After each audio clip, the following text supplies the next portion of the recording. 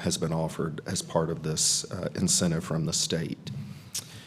So the recommended action for you tonight is, following the hearing, make a determination that the incentive will increase the taxable property, employment, and business prospects of the city, and authorize finalization and execution of an incentive agreement by appropriate city officials. Great. Thank you, Mr. Touchstone. Any questions for him before we open the hearing? Yes. Hi, Kyle. Hello. As always, you're not in front of us very often, and so I feel like it's always helpful for the public to know there are lots of strings attached to this incentive, and if for any reason the business does not fulfill the obligations they've committed to, they continue to pay their taxes in full. Is that right? That is correct. Thank you for that question, Councilmember Patton. The Business Investment Grant requires that the company meet all of those minimum requirements. So the investment, the create all of the jobs, meet that annual average salary, and then the payment would start. And they also have to meet all of their you have to pay all of their property taxes. So all of that has to be paid in full, and then this is a portion, basically, that is granted to them. So yes. Okay. Any other questions? I will open the hearing, and I will say that we have no one signed up in support or opposition, so I'm going to close the hearing and leave it to council to, right? Second. Any other discussion? If not, all in favor, aye. Aye. All opposed, nay. Thank you. Thank you. All right, next we have street closing, STC 05-2023, Woodside Drive, and this was withdrawn, is that correct? That is correct. Okay. Next, we have street closing STC 01-2025, the Willow Street right-of-way, and we have Amanda Jones from Transportation. Good evening, Madam Mayor and council members. My name is Amanda Jones of Transportation. The proposed street closure we have today is Willow Street. So it's the area indicated in red. It's just south of Conn Elementary, in between two residents, and the applicant is at 701 Edmond Street. So this closure area is approximately 0.16 acre. Willow Street was dedicated back in 1920 as part of the subdivision of W.L. Johnson and E.B. Crow. The applicant was requesting permission to close Willow Street right away without signature from the adjacent neighbor at 619 Emmett Street, who does object. And the applicant intends to put a new single-family home on the parcel. If approved, staff recommends the city receive value consideration for the amount of $163,000 based on the appraised value of that right-of-way. And lastly, as part of the city standards process, it's good to note that all property owners are to sign the plat that is being recorded. So that is stated as a condition on all resolutions. This is a survey that the applicant got just to show you what they would be gaining. So it's just under 22 feet for each property owner. There is also a Duke easement that needs to be maintained, and that's going to be 15 feet, which you can see at the bottom of the screen. This is what it looks like today. So it is an unpaved road. However, it is maintained by the city. So as early as April of this year, our street maintenance has gone out there and done some grading. And we do have three options today. So if you were to approve, the council finds the closure is not detrimental to the public interest and or does not deprive any individual owning property in the vicinity of reasonable means of ingress and egress to their property. To deny, council finds the closure detrimental to the public interest and or the owners in vicinity are deprived of reasonable means of ingress and egress, or you can refer to a committee. And that is the end of my presentation. Okay, questions? Just one question. You mentioned one property owner did not sign. Correct. But how many property owners are there in all, and how many have signed? So there is 3 that needed to sign. So again, the applicants at 701, at 619 Edmond Street, they are the ones that did not sign and oppose the closure, and Conn Elementary, they had signed.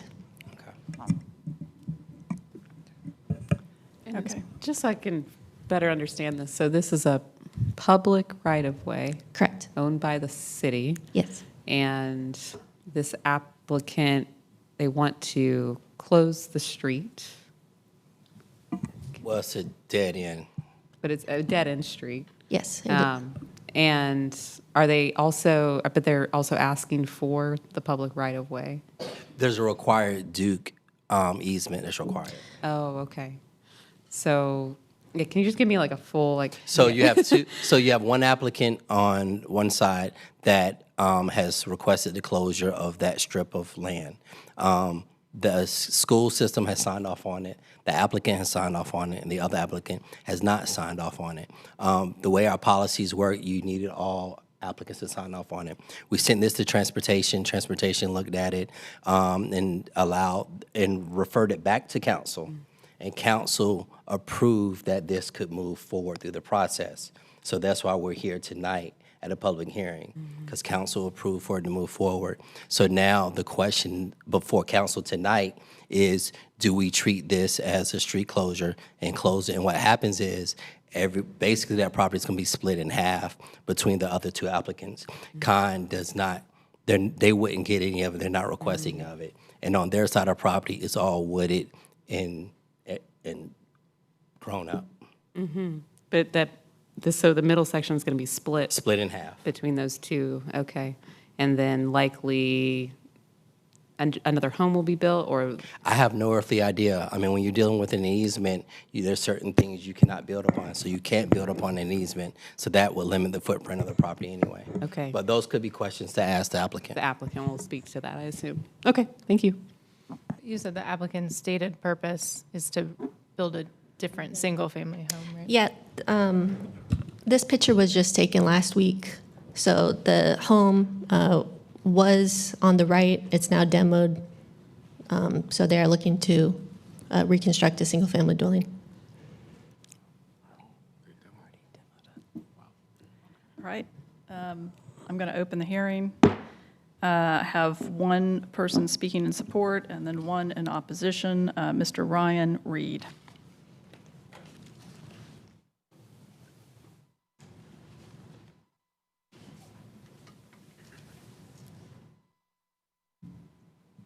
Did I just hit buttons down here to advance slides? Let me play this. Got it. Cool.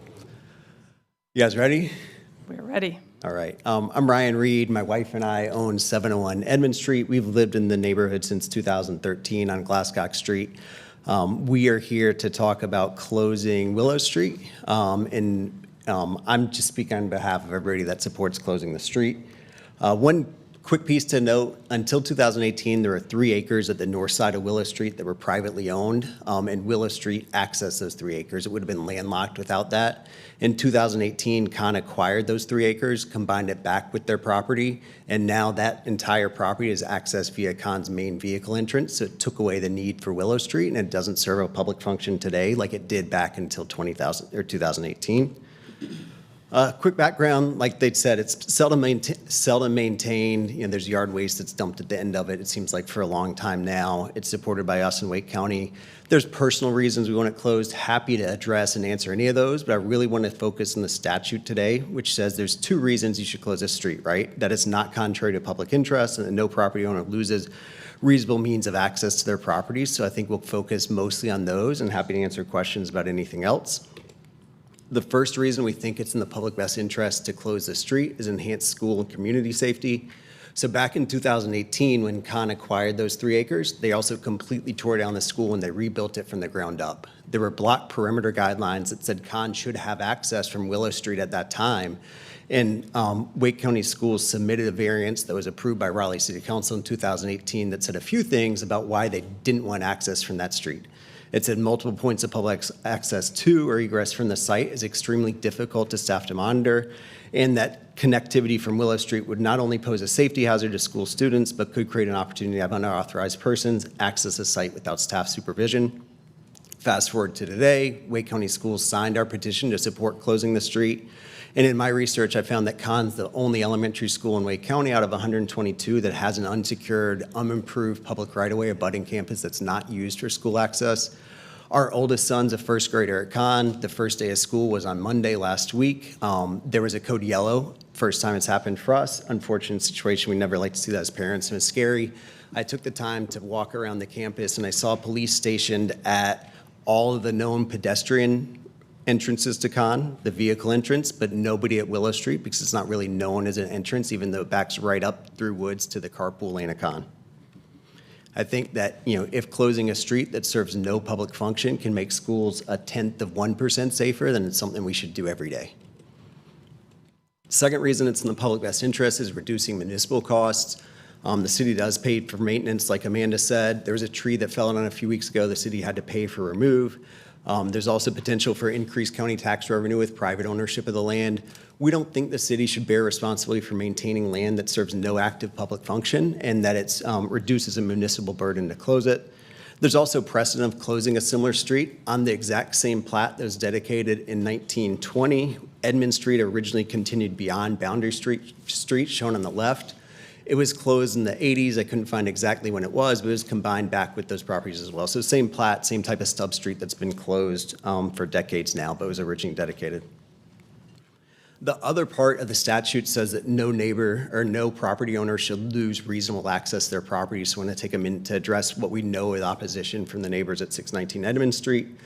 Primarily, they use this parking today. It functions more as a private space for them than public infrastructure. When they do use this parking, they often violate parking laws with perpendicular parking, parking all over the street to side by side, too close to the stop sign. They have been largely unresponsive when we try to talk about closing the street, but the one email we did get from them said, unfortunately, removing the easement would prevent us from maintaining our current parking setup, even with the proposed 22-foot property extension. In our mind, if they're using more than half of the street for parking, then it's not really used as a street. It's just for their private convenience. Addressing the statute piece, right, they do gain, if the street's closed, 22 feet of additional width to their land. That would ensure that they are not deprived of any reasonable means of access now in the future to the front of their house, the back of their house, anywhere they want because they get that extra land. They also, at a previous public comment session, had stated that they maintain the street themselves today and have taken that burden off of the city.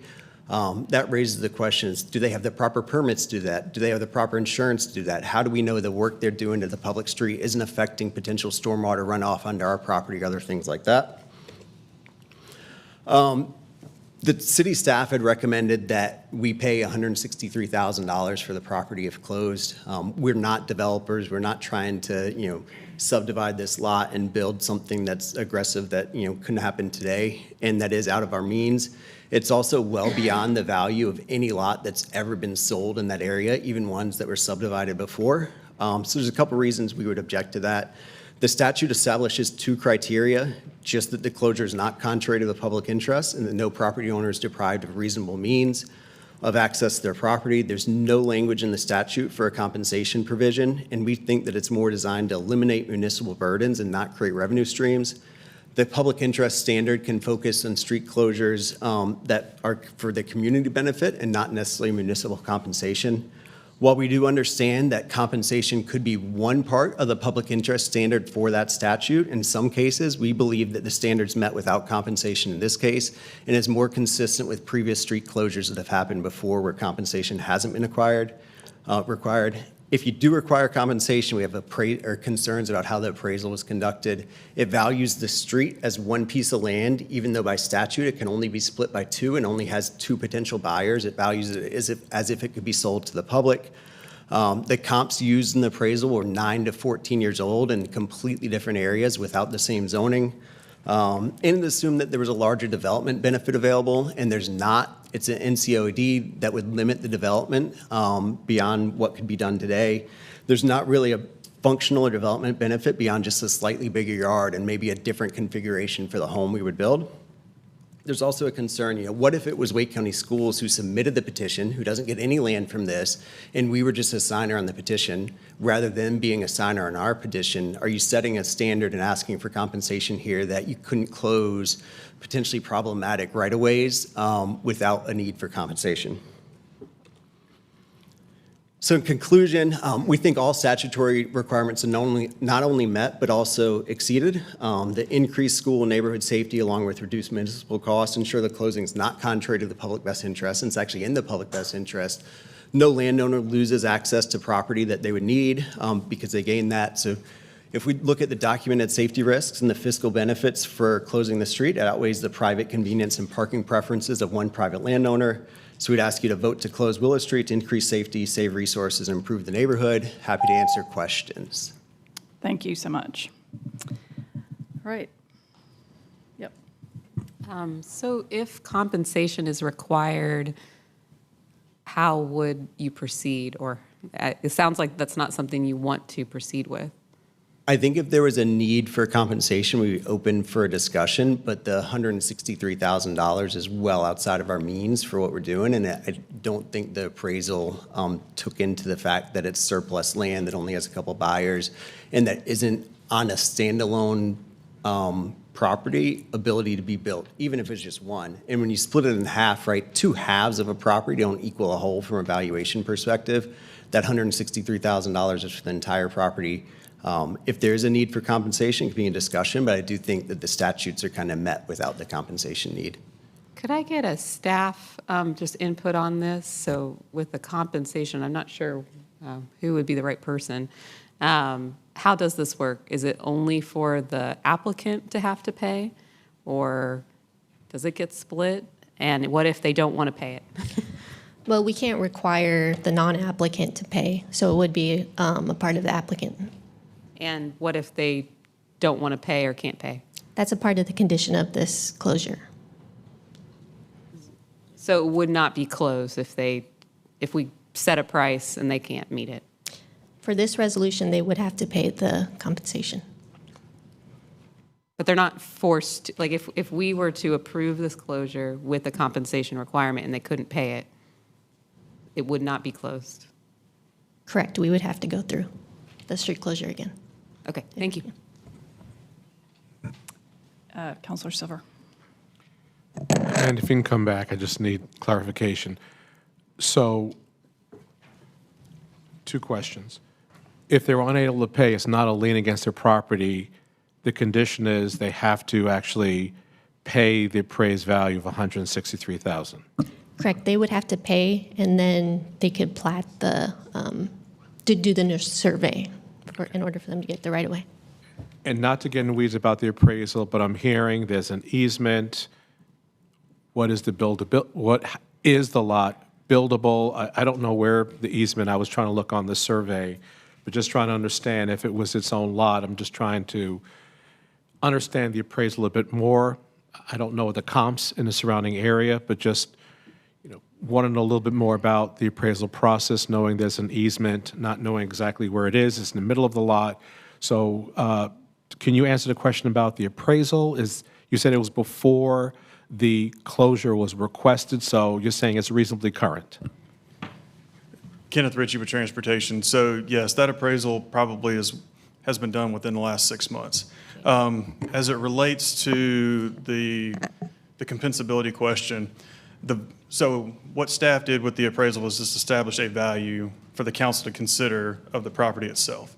Now, with the consideration of the closure, council could say, okay, the mitigated maintenance, things like that, could equate to that value. I think it's just establishing what a value constant for consideration as it relates to it. Now, if the council should so choose that the public value is being met and that the private value is not going to outweigh the public, then no, there would not necessarily be a requirement for compensation in that regard. So I just wanted to make sure we clarified that So point. we can go from 0 to 163. Correct. Thank you. Yep, Counselor Lambert-Melton. Yeah, I just want to add, I think somebody has signed up in opposition, and I feel like before we continue to ask staff questions and deliberate, we need to hear from them. So I just wanted to throw that out. Yep, there is somebody. All right, so we will hear from the opposition, which is Andrea Merkel, and you have 8 minutes. Thanks for the time.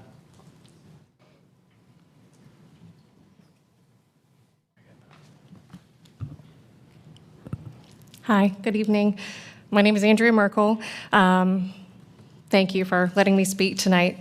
My family and I, we live at 619 Edmond, which abuts the Willow Street right-of-way. We purchased our home in 2006, continuing a long precedent of using Willow Street as the only vehicle access to our property. We rely on Willow Street every single day as our only safe and practical access to our home. For this reason, we are asking City Council to vote against closing Willow Street. The petition submitted by the new property owners of 701 seeks to close Willow Street right-of-way without our consent and with full knowledge of the significant impact it would have on our family. It claims Willow Street is a safety risk to Conn Elementary and that it is unmaintained. These claims are invalid. Wake County Public Schools signed the petition because the closure doesn't affect their property, and they're unaware of the impact it would have on us. In reality, the school really doesn't have a stake in the matter. The claim that Willow is unmaintained is also misleading. We have maintained it ourselves, mowing, trimming, and replenishing the gravel periodically when needed. The city hasn't really done much of anything. It did take down the tree, take away the tree the other day. But even just with all the things that we've done, Willow Street has remained safe and accessible because we've consistently taken responsibility for it. I don't know how to, okay, there we go. North Carolina law is clear. Under the general statute 160A-299, a right-of-way may be closed only if it is not needed for public use and it's not contrary to public interest, and if no property owner loses reasonable access. That's the standard.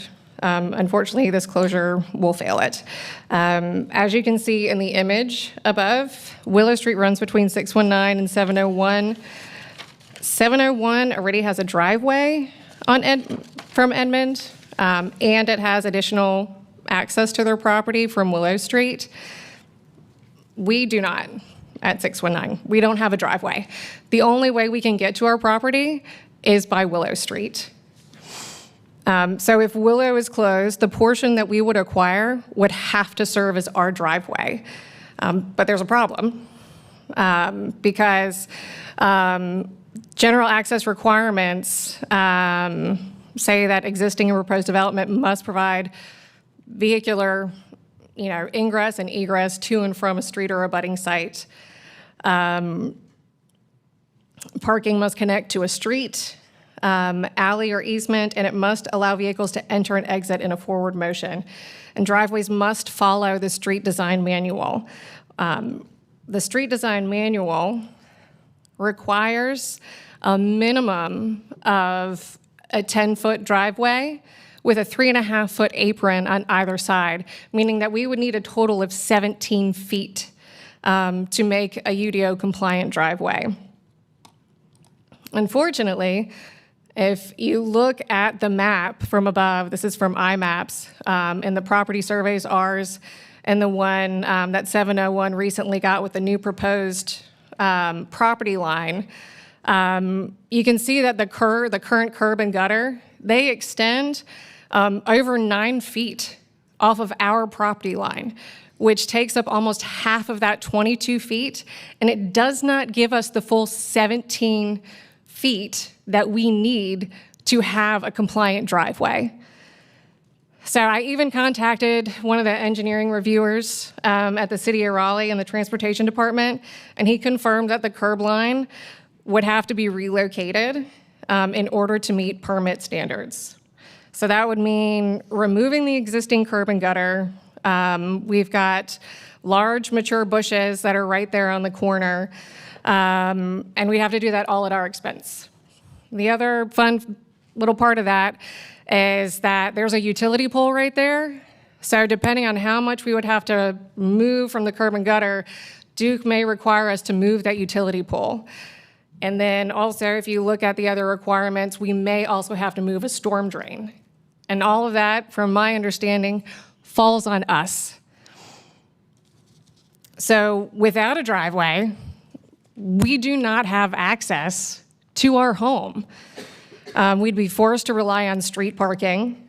And with parents, we're parents of young children, it creates unsafe conditions every single day. And also, it would cut off direct access for first responders if we had an emergency.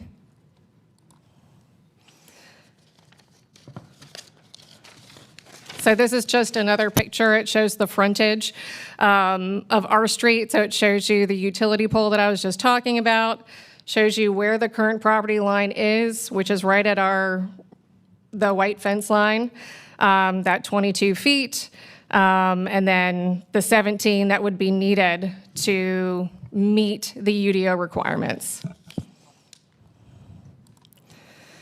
So the safety claims in the petition that point to the 2018 Wake County Public School Report from the renovation of Conn Elementary, they actually found that because there's such a severe grade change, it's like a 15 to 20 foot drop where there's a stream in between Willow Street and Conn Elementary. And because of that, they couldn't create an access point because you can't walk through there. It's too steep. So Willow Street is a dead end, but you can't go through the woods to get access to Conn very easily that way. You'd have to be very fit, quite honestly. So the owners of 701, they purchased their lot fully aware of the Willow Street right-of-way. Their motivation for closing Willow Street is not about safety or public benefit. It's more about enlarging their private envelope. The petitioners have misrepresented the current and historic use of Willow. These inaccuracies overlook the real impact on neighboring properties and further emphasize that the request is driven by private benefit rather than community interest. It also conflicts with the residential infill compatibility standards, which are intended to preserve the scale and consistency of established neighborhoods. So splitting Willow Street to enlarge 701's lot would allow a wider home out of step with the neighborhood character while placing undue hardship on us. It would allow one property to keep full benefit while depriving another of essential access, creating an unequal outcome. North Carolina law and Raleigh's own policies make it clear that such results are contrary to the public interest and incompatible with statutory requirements. For these reasons, I ask you to vote against the closing of Willow Street. Thank you. Thank you very much. Councilor Lambert-Melton and then Mayor Pro Tem Fort. Can someone from your office, Karen, answer? I have a question about thank you, this will be for staff. I have a question about the standard that we're being asked to apply. My recollection from committee was different. The standard we're being asked now is to apply, one, whether it is not detrimental to the public, and then two, this ingress and egress. At committee, I believe our conversation focused on whether there's a public benefit, which I think is a key distinction between is this detrimental to the public or does it provide a public benefit.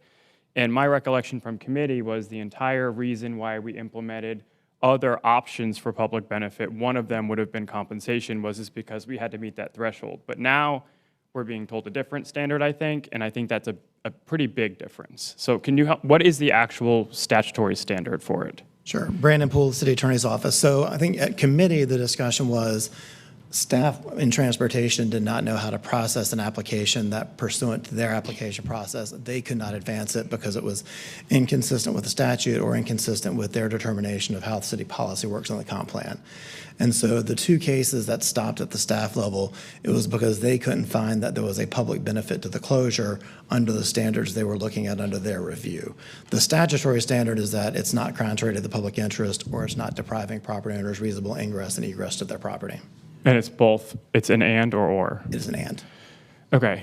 And so I think that's a little different. And I apologize for the folks involved in this case because this was like our first pass at trying to do something different, because normally it would just get denied by staff and then maybe someone would come to city council during a public comment and ask us to take it up. And that didn't seem like a good process. And, I'm sympathetic to both arguments. I will say one point on the ingress egress. There are plenty of homes that do not have driveways.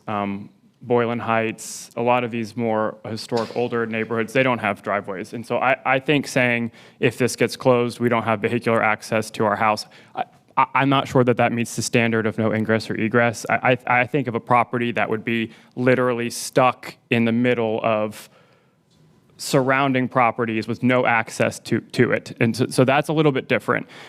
That said, I'm very confused about this not switching, but we had a different discussion in committee than we're having today. In the public interest is much different than not detrimental to the public. And then it also sounds like the folks that are asking us to close it don't want to pay the money. And so I don't even know where that leaves us, but I feel like this may need to go back to committee or have another discussion about what is the standard, what are the options, because it sounds like it's a mess on both ends now, and certainly was not our intent when we advanced this to public hearing. So I have a question for staff. Just jumping right in. Oh, she pointed, the mayor looked at me. So you're right. The mayor You're looked at right. me. I had stacked. The mayor said, go, I'm with it. Ma'am, can you come back to the mic? Cue. Ma'am? Yes. So to put a driveway in, do you have like any cost estimates of how much that would cost? And has anybody offered to compensate you for it? So the cost estimates are thousands of dollars. The problem is that because we don't have the exact like measurements that would, for a permit, like we can't have anything to submit, then we can't get an exact cost. But we're looking at, my husband would be better at this, who is over there. Come on down, hubby. Sorry.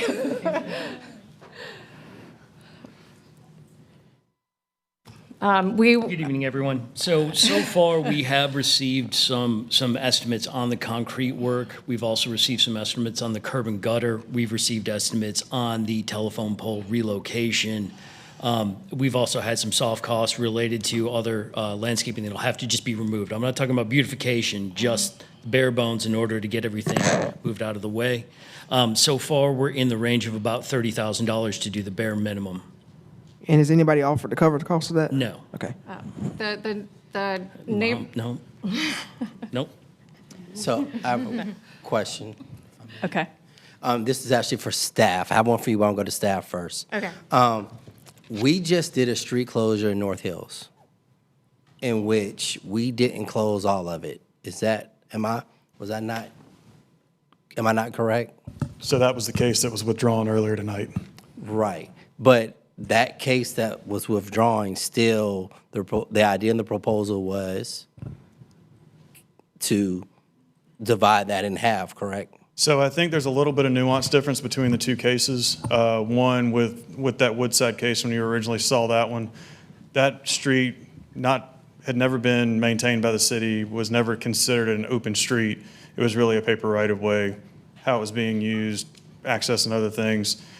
This one, we do have this one identified as a street that was open, as a street that the city has maintained. And cutting this one in half does essentially create an inconsistent, non-compliant street. Okay. I only asked because hearing from the neighbors, they're saying they're maintaining it and not the city. So I'm confused. So, I think based off the records we've got from our maintenance staff, I guess dating back to, April, Amanda, is that? So we do have records of city staff going out there. From 2020 to now? Mm-hmm. Okay. All right, I have good hearing. Okay, so even though that other case was withdrawing, we were going to see a case right before this that was going to divide a street in half and keep part of it open and close part of it. Can't talk that point because it never happened because it was withdrawn. But to bring it to this case, my question to the applicant, not the applicant, to the neighbors that were just up here. My question to you is, if this was cut in half based upon the property, would your vehicle be able to get on your property as is? It would be tight. But it wouldn't be like a city-compliant access point. Right, okay. I'm not even going to ask the next question. My attorneys are here, never mind. Yeah. Okay, Counselor Silver. If this goes back to committee, I would certainly appreciate a conversation, because to hear 0 to 163 it's a huge scale, and don't know how you evaluate what is right. Should this go forward? So that's question number one, should this go back to committee? The second one is, I just want to be clear, this is no disrespect at all to Ms. Merkel, but I understand, and her husband, if this is closed, to understand what does the city require, because right now with 22 feet, a car is about 10 feet wide. I'm just trying to understand, there is currently ample room for a car to get in and to get out.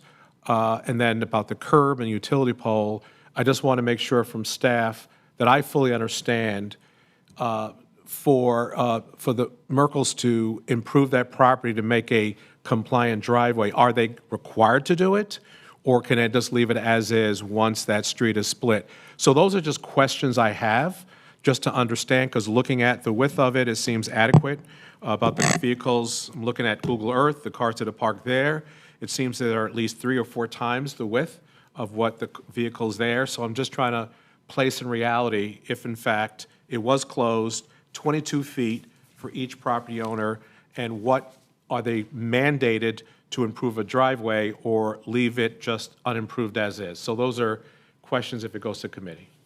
Counselor Lambert Melton, and then Counselor Patton. If this were to be approved, this is for staff. The applicants would have to pay the 160 something, right? I don't know who, I'm looking at you, I'm sorry, because you presented. I just need to, the applicants would make the payment to the city pursuant to how it's currently on our agenda, but they're getting half of it. And so the folks who are here in opposition would get the other half and they don't pay for the other half.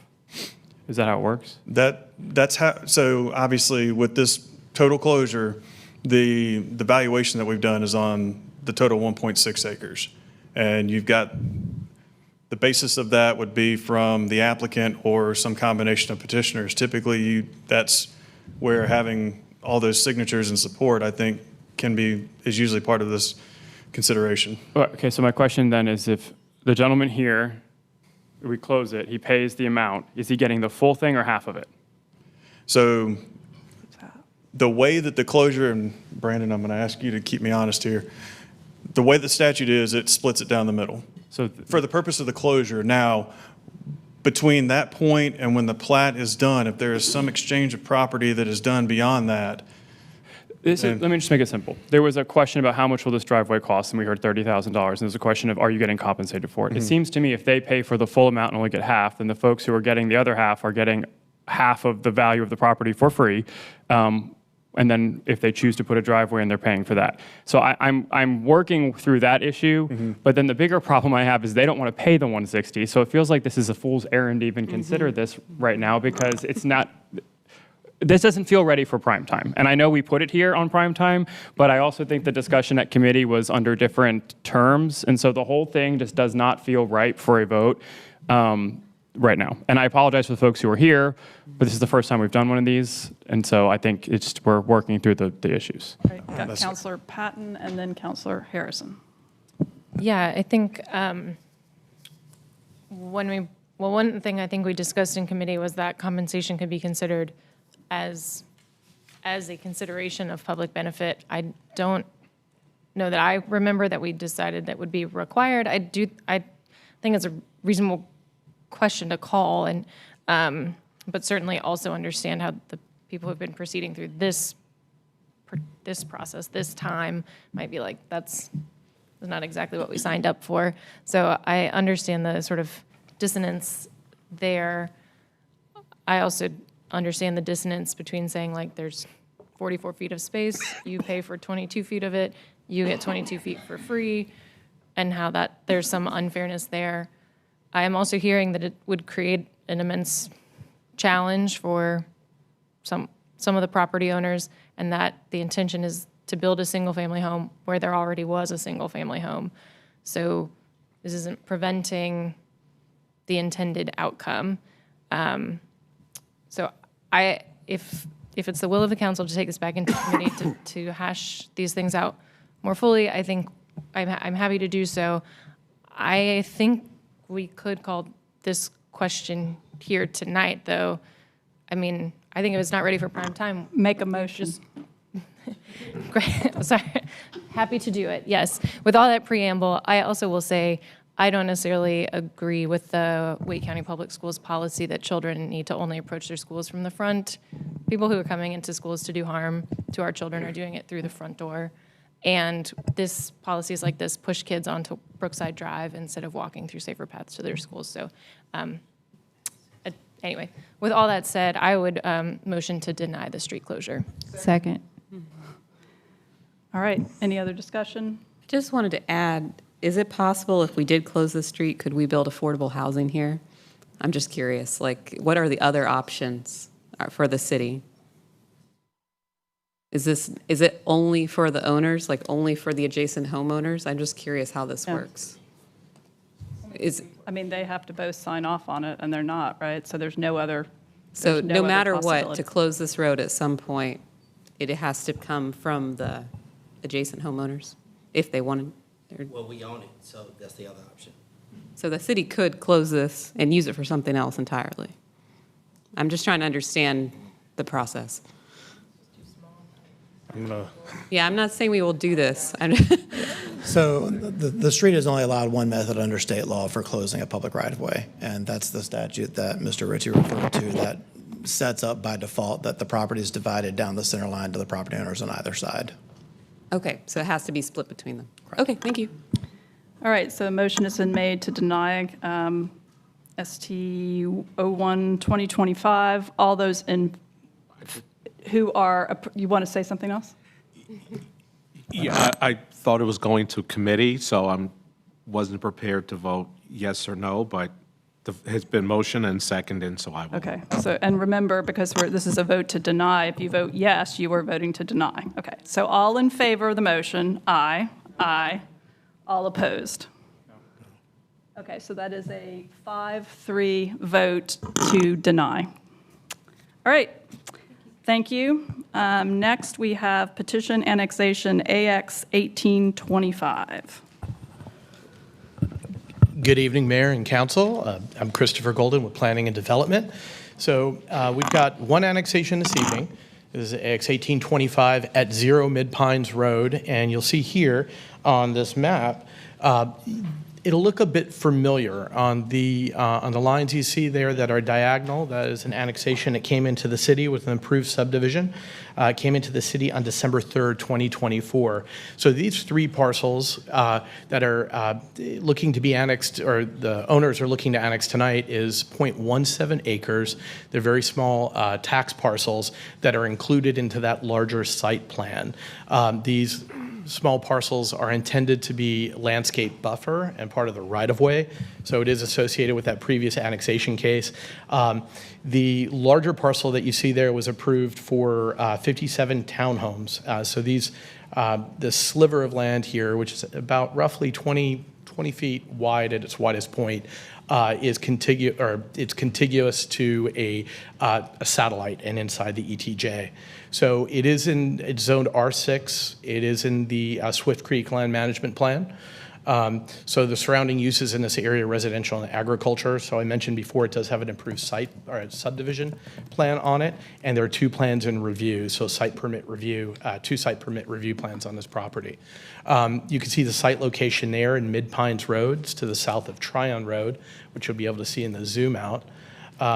You can see the site location in the aerial there as this picture was taken. It's fairly treed lot around some agricultural lands. And you can see the zoom out where you can see Tryon Road just to the north and Mid-Pines Road moving south, and you see those small little parcels next to that larger parcel.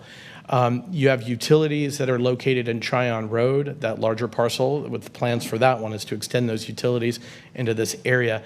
These sliver properties actually won't hook up to utilities in their own right, since they are landscape plannings and right-of-way.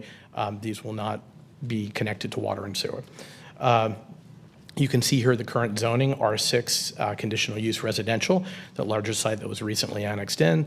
And you can see the future land use for this area is at rural residential, some institutional to the south. You've got some NC State land there and low-scale residential. And you can see here clearly that's within the Swift Creek Watershed Protection Overlay District, classified as new urban. I think that about covers it, other than that you can see here, there is a blue line stream. Part of the development plan has that at a 50-foot buffer, and that's along the lines of the requirements of the watershed. You can see the site plan and topography here, no actual floodplain of note, and you can see the photo of the site from the roadway currently treed. Combined acreage on this one of those 3 parcels is about 0.17 acres.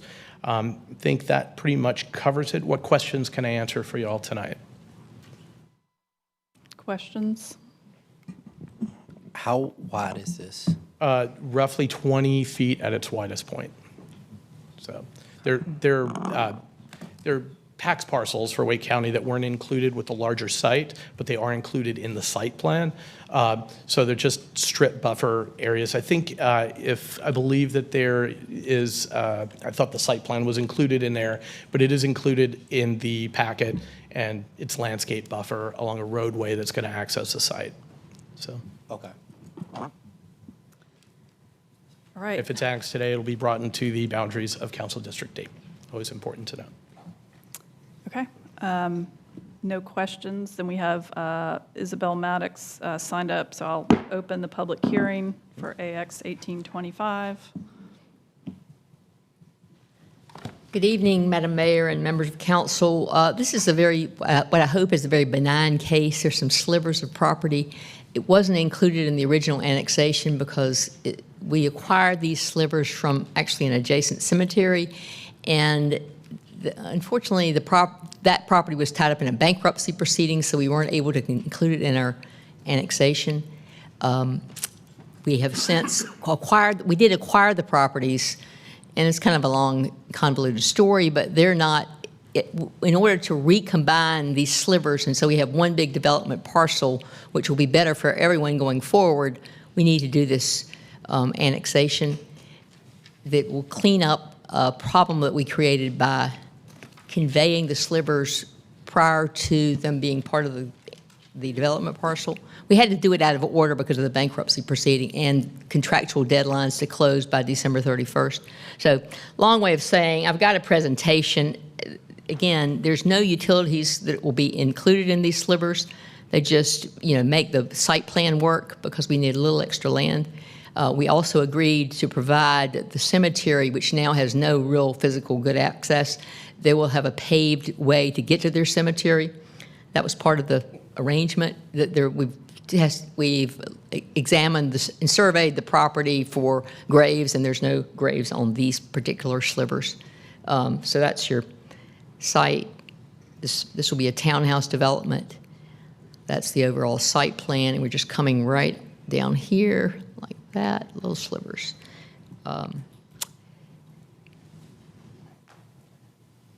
So again, the larger portion annexed in December 2024, we conveyed an unsubdivided and unrecombined slivers because we had to before December 31st of 2024. To get those back rolled into this development parcel, we need to have it's annexed because the Wake County GIS won't put it all as one parcel until either we're annexed or we're not annexed. So we've got the main tracts in the city, and it shows on GIS, but these slivers show as separate tax parcels, so it's really kind of awkward. So we'd like to clean it up. It cleans up the city and county data. It's very, very minimal. Any questions? Okay. Thank you, Ms. Maddox. Any questions? All right, we will close the hearing. Discussion. I'm prepared to make a motion. I motion to approve the annexation petition, let's see, with effective date, September 2nd, 2025. Second. All right, all in favor of the motion, aye. Aye. All opposed, nay. All right, that passes. Thank you. Next, we have rezoning Z7022, which is Glenwood Avenue, Lake Ann Drive, Hannah Reckow from Planning. Good evening, Hannah Reckow, Planning and Development.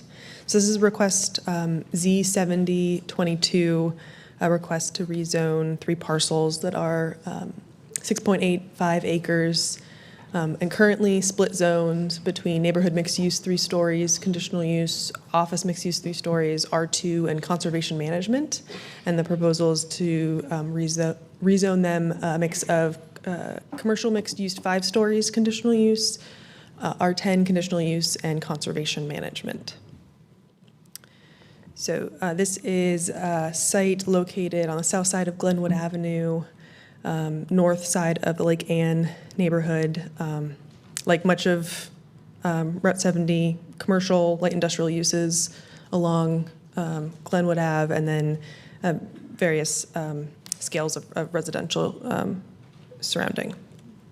Zooming in to the site, you can see kind of a irregular shape, undeveloped property, mostly forested,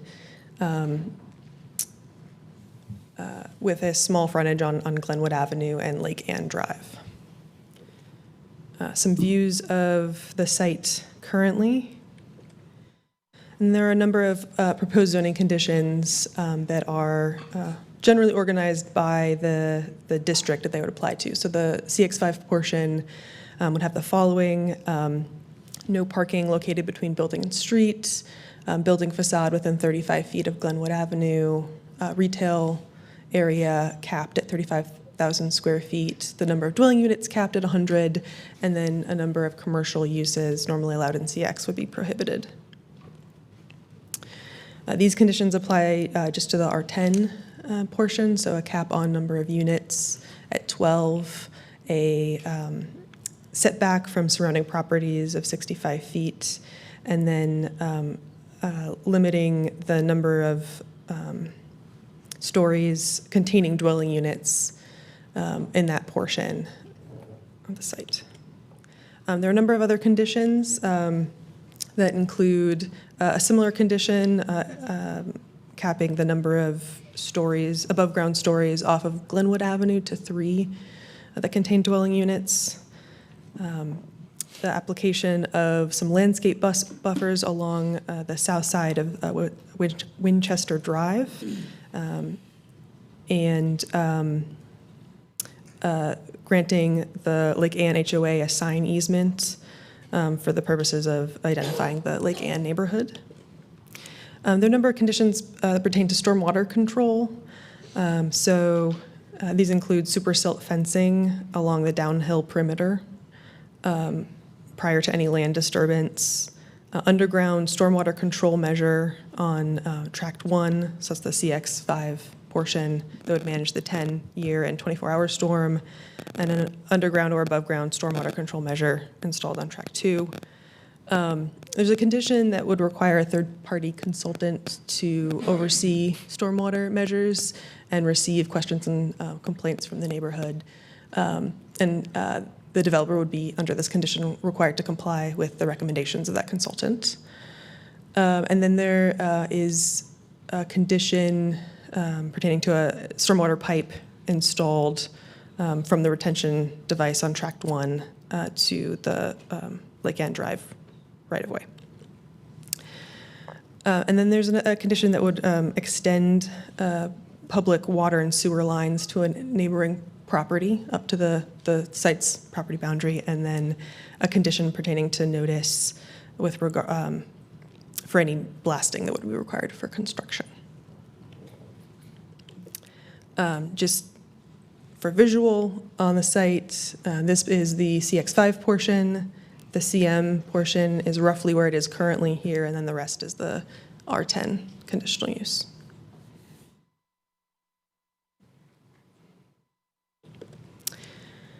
So big picture, existing versus proposed. There's currently split zone between mixed use and residential and conservation management. The request is also to be split zoned.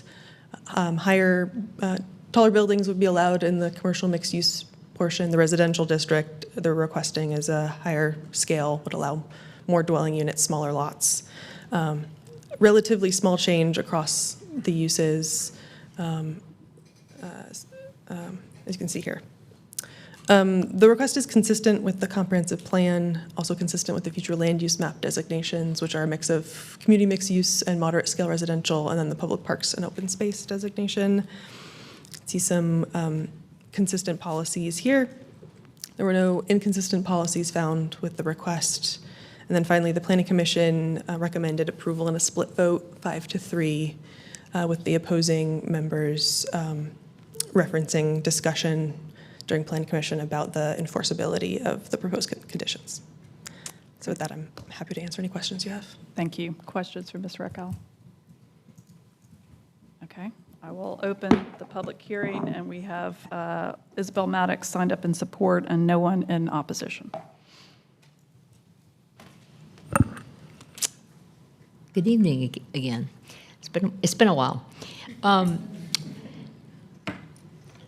I'm Isabel Maddox, representing the property owner here, and I'm here joined with my team tonight, Tom Worth, my co-counsel, Tommy Craven of Priest Craven, our engineer, Chuck Walker, our land planner.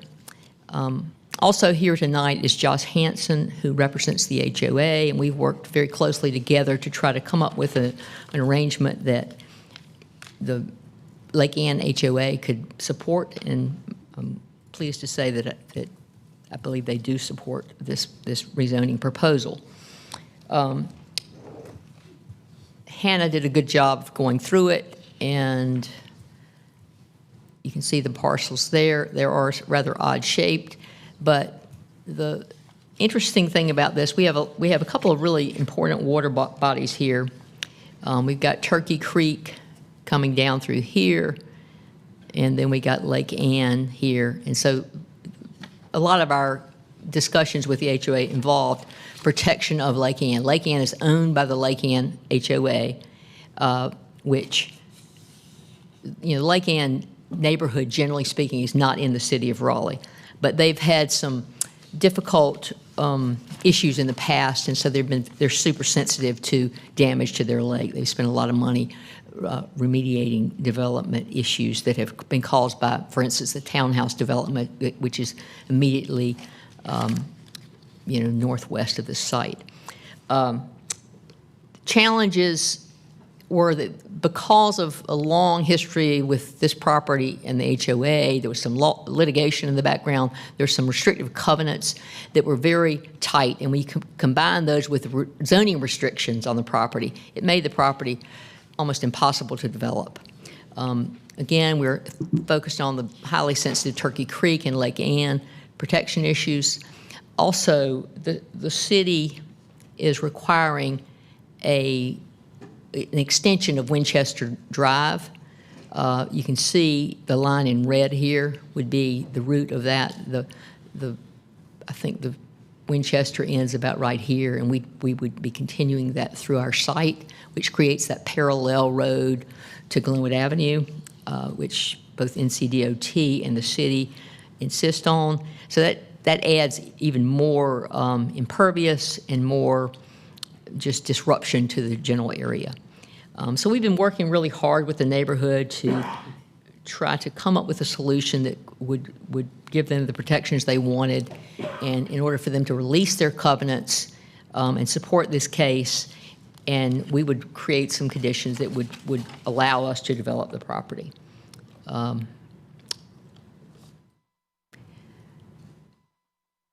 There's our track one. There'll be a mixed-use building there. We envision ground floor retail of some sort with residential above, and then we have 12 townhomes on track two. This green, dark green area here, track three, will all be conservation management. So Hannah went through the conditions well enough. I won't go through those again. I will say that we did agree to height limits on track one, 3 occupied stories. On track two, the townhouse is 2 occupied stories. And I know that certain council members and certain staff members have had a few concerns about our stormwater condition. I think the one that was most concerning was this appointment of a third-party consultant. And we feel like that we're not second guessing the city's stormwater department. We're not saying that they don't do a good job. It's just this is an extra layer of protection to give the neighborhood. So this is somebody who will have a pre-construction meeting with the neighborhood and with the city to say, here's what we're going to do, and so everybody understands. There'll also be a contact point that the neighbors can call and get an answer if they want to. If they see some, problem, they can potentially get quicker results than going through the city. And I feel like it will not hamper the city's enforcement. It will help. It'll be an extra set of eyes to look at this and advise. And they also, if they don't think something's working properly, there's a way for a mechanism in place that they can, stop it.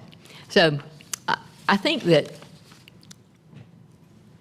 historically in the many zoning cases I've worked on, if you can, work with the neighbors as much as we have and get their buy-in, then you've done the hardest work. I think we've done that here. I can go through more detail about the stormwater conditions. I've talked to probably most of the council members, and we've gone over this, so I won't belabor the point at this point.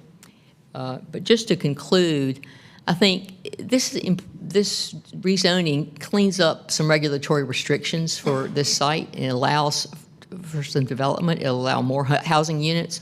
It'll add commercial opportunities, which will be walkable for both new and old neighbors. It will facilitate the extension of Winchester Drive as an important parallel road for Glenwood. And it importantly will protect Turkey Creek and Lake Ann, and the neighbors, will be comforted that they have some, their lake is going to be protected. We also have a private agreement with the HOA, and there's some financial arrangements between the developer and the HOA that will give them some extra protection. So, as I said, Mr. Hanson is here. He said he did not sign up to speak tonight, but I think he is here on behalf of the neighborhood if you'd like to hear from him. And if you have any questions, specifically engineering questions, Tommy Craven's here and can field those. Okay, thank you. Questions for Ms. Maddox? Yes. Isabel, so good to see you. I know we've had many conversations over the summer, and wanted to get in a second about the condition. I first want to applaud you. It seems to be a long effort working with the community. And Mr. Hanson, I did read your letter I received before we came in this room. It was a very compelling letter, so I understand why you did not testify, so thank you for sending that. I am inclined to support this case, even though you and I had many discussions over the summer. It is consistent. It does remove certain covenants that allows this project to go forward. But I look very carefully at conditions, and this is one I was troubled by. You proactively stated this is not discrediting stormwater staff.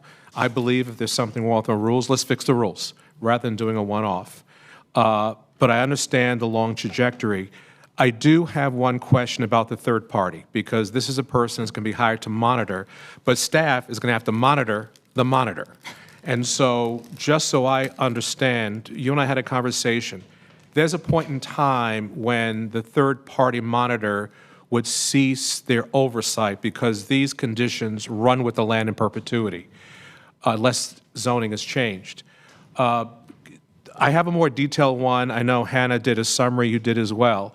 But is there a point in time when the third party's job is done? And we talked about, is it post-construction, or is there ongoing monitoring going into the future? No, the idea is that they will be involved pre-construction and during construction. They will be reporting. I think it's initially every 30 days, and then it goes to every 90 days. But once the construction is complete, we wouldn't envision them continuing in any role. Is that in the condition? Because I want to be clear that it seems that there's a lot in this condition. Again, in our notes, it is quite extensive. To know that there is a sunset on this. That's what I'm trying to get, because that way at least staff would know they no longer have to monitor the monitor, that now after construction, everything's proceeding. That's the part I wanted to get clear on. I can't say that at the completion of construction of this project, and what is this project? Because as you know, I mean, projects do change sometimes. So there's not an express termination provision. So I think conceivably it could be any construction project would revive it. Other questions? Yep. I just wanted to come on. I am district representative for this case, and I really appreciate all the work. I've spoken with both Josh, I've spoken to some of the HOA members and with the applicant, and I do want to commend you on working. It's what we ask from the development community. We ask you guys to work with the community to find out. I also want the residents, you guys, to hear me when I understand your concern by being in the county. I know that you're not looking at staff going, oh, you're not going to do it, but there is a question by not being a member of the city. There's, well, are they going to represent me? I get that concern, and I really appreciate staff the development team and staff, of course, but the development team for hearing that and recognizing it, and over these last over a decade, having this conversation to the point where we can come in collaboration and in support of a project, even though I'm sure there are still concerns. I'm sure there are still issues, but knowing that development and adding more housing is very important to the city as well. So I really just wanted to commend everyone on this. I think you guys have done a phenomenal job, and in communicating with us, you've also done a great job. So unless there's anything else, I'll be ready to motion. I will close the public hearing. And if you want, okay. Yeah, I had just a question for stormwater staff, because I was reading this condition. I think it's 6 IV, and it says, let's see. So the representative or the consultant shall prepare and submit to the city inspector and representative at least once every month during the first 90 days after an erosion control permit is issued, and quarterly thereafter for any construction project, a report on the status and efficacy of construction of temporary and permanent stormwater and sedimentation and erosion control facilities. So it looks like for any construction project, there's a quarterly report. Can you tell me how you interpret that, or does it seem like there's an end time, or what does construction potentially entail? Sally Hoyt, Raleigh Stormwater. Quite frankly, staff is concerned about having to enforce this condition because it appears to be something that is really an agreement between the homeowners association and the applicant, and that they could handle privately without it being a zoning condition by, the applicant could grant the third-party inspector access to the property, the third-party inspector could report to the HOA and not involve the staff. This is placing burden on staff time, who already go out and inspect sites at least every 2 weeks to be involved in that relationship. So we are not clear on when it would end. Can I comment on that? Yep. Yeah, that's fine. Well, I think when the beginning of that sentence, it says after an erosion control permit is issued. So I would think that it would go along so long as that permit was opened. So I think once that permit is closed, then the obligation as far as regular reporting would go away.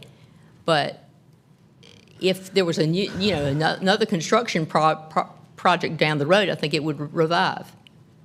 So if you have an erosion control permit, I think that's what would trigger the third-party consultant. So is that how you understand it, Sally? Like that it's when there's an open, erosion control permit? That would make sense to us. We wouldn't want to see it. We wouldn't want to be involved in this any outside of those parameters.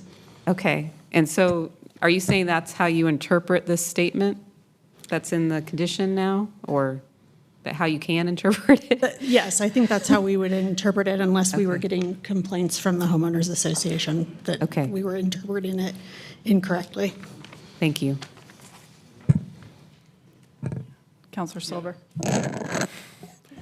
mean, that's very helpful for stormwater. I can support it if I understand there are different phases, but I want to make sure this condition does not run once construction's completed all phases. I want to be assured, I don't know if the current language states it, that this condition sunsets. And, I mean, Isabel, you could tell me, you weren't 100% clear, but that would give me the satisfaction. We heard from staff, this is adding an additional burden.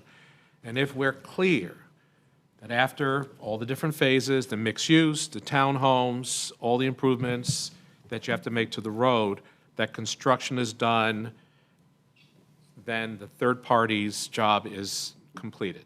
And then it transfers over to the normal stormwater operations without any stormwater that flows on the site. I would agree that that would be the way it would work. I can't tell you there's an express statement that says that in the condition, because there's not. And I do think if you, say, 20 years from now, they decided to tear down the building and start over, and these conditions were still in place, I think you would still have that. When they opened a new erosion control permit, I think you still have an argument that that revives. And it probably should. So I'm sorry if it's not as clear, but I think the theory that we were operating on is that Lake Ann wanted protection from a construction project, period. And that's what we've tried to give them. So yes, I believe the work will be done once the development is completed. But if for some reason they bulldoze some building and start it over, I think you would have that condition come back. Mayor Pro Tem.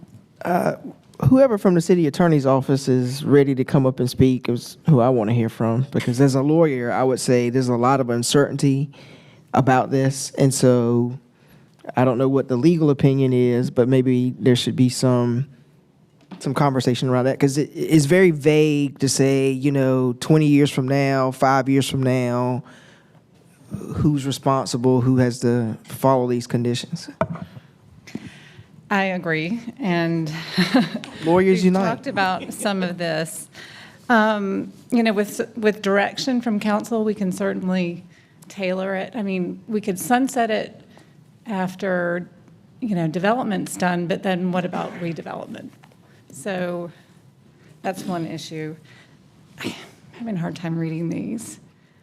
But my other concern, just with enforceability, was that it requires this unknown person to do things, and we can't tell an unknown person to do anything. Like, we couldn't give a zoning violation to ABC stormwater expert, because they don't have a permit with the city. They're not a property owner. I don't think this condition is ready for us to move forward. So I think folks need to. I think we could probably make it so maybe the developer causes the person to submit the report. I think there are some ways that we can fix this. But as written, we can't, I wouldn't suggest we move forward. Have some enforceability issues. I think we probably just need a little direction from the council, and we can come up with something that would work. I think we say in there that the applicant shall cause a third-party consultant to be appointed. I'm trying to read these little Councilor Branch. Yeah, I was going to ask. Words, but I didn't see Because the obviously clause. we're going to be holding this tonight. When looking at this, is there a way to tie it to the permit? So as long as the permit is open, then there's a requirement there. But once that permit is closed, then it goes away. If you all, I don't know the answer to that question. So if y'all can look into that. If council is inclined to accept this condition, then we would ask that you hold this open to allow us to reword or work on that condition Okay, further. I'm going to reopen because I had already closed the hearing. So I'm reopening the public hearing. I had a question just on process, City Attorney's Office. This, I I guess maybe because I was working with lawyers here, I didn't realize that the city attorney's office would have an issue. So how does that move forward? Is this the only place, or have you guys been looking at it and knew that there was concern, or was this the first time? I'm just a little confused how come I didn't understand it was an issue. This exact version until they were signed, and then they were signed, and so I just didn't weigh in on this version.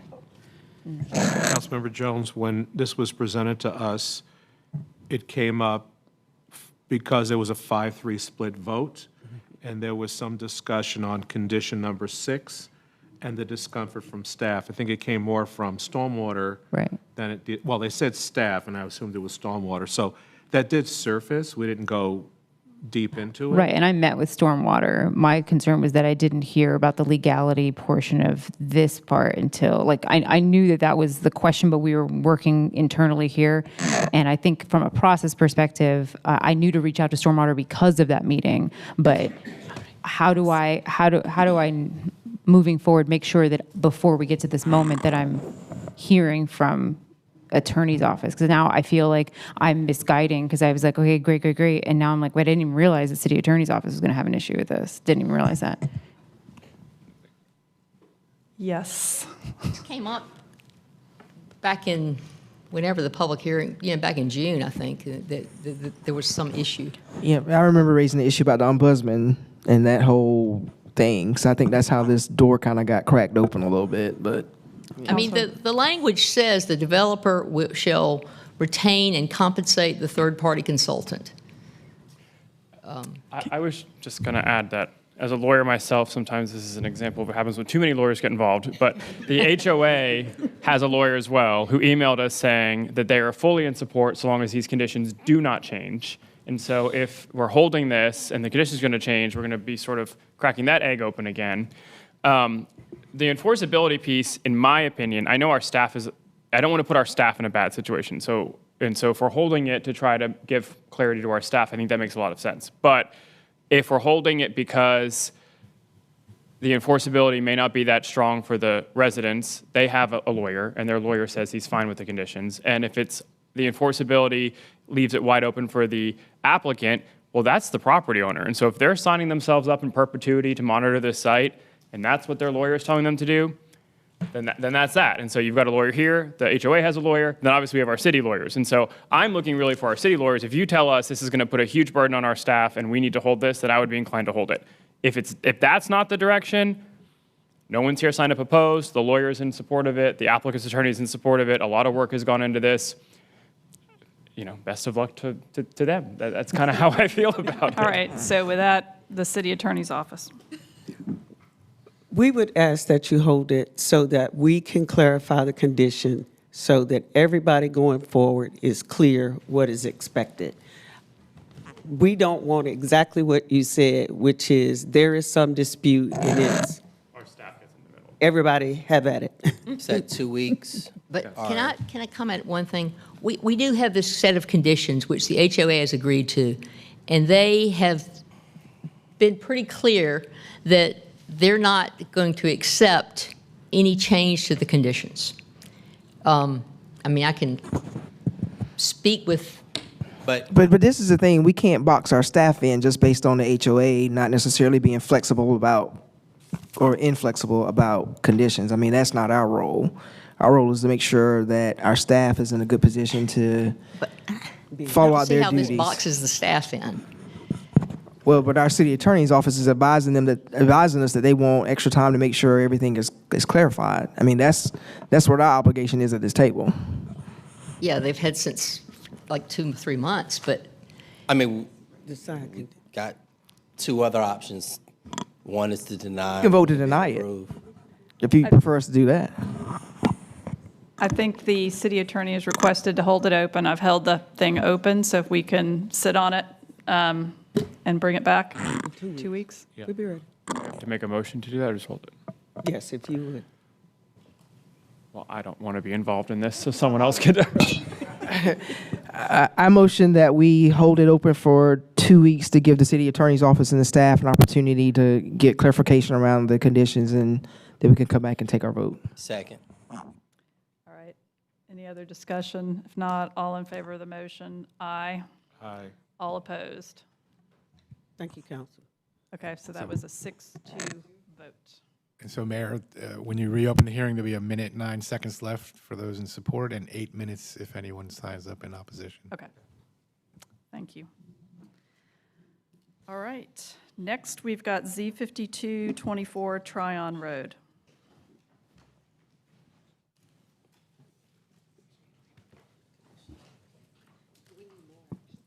All right, this is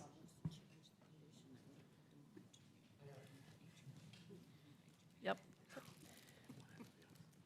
Rezoning Z5224, request to rezone 3 properties on Tryon Road. Together are just under 44 acres in size, currently zoned R4, R10 with a special residential parking overlay district, requesting a mix of R10 and RX4 conditional use districts, keeping the overlay. The site is off of Tryon Road, which runs right here.